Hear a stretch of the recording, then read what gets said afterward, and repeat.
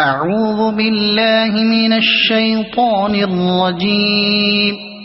بسم الله الرحمن الرحيم. يا أيها المزمل قم الليل إلا قليلا نصفه أو انقص منه قليلا أو زد عليه ورتل القرآن ترتيلا إنا سنلقي عليك قولا ثقيلا إن ناشئة الليل هي أشد وطئا وأقوم قيلا إن لك في النهار سبحا طويلا واذكر اسم ربك وتبتل إليه تبتيلا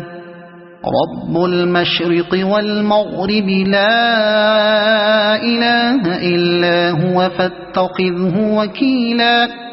واصبر على ما يقولون واهجرهم هجرا جميلا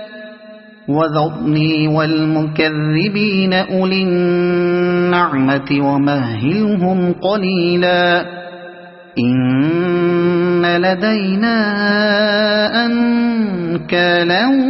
وجحيما وطعاما ذا غصة وعذابا أليما يوم ترجف الأرض والجبال وكانت الجبال كثيبا مهيلا إنا أرسلنا إليكم رسولا شاهدا عليكم كما أرسلنا إلى فرعون رسولا فعصى فرعون الرسول فأخذناه أخذا وبيلا فكيف تتقون إن كفرتم يوما يجعل الولدان شيبا السماء منفطر به كان وعده مفعولا إن هذه تذكرة فمن شاء اتخذ إلى ربه سبيلا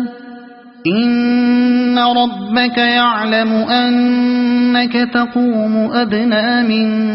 ثلثي الليل ونصفه وثلثه وطائفة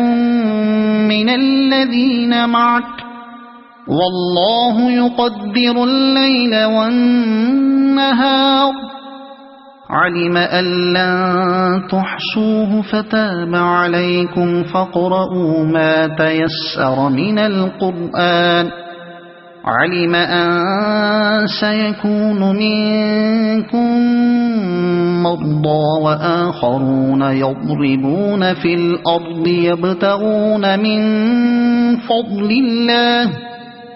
يبتغون من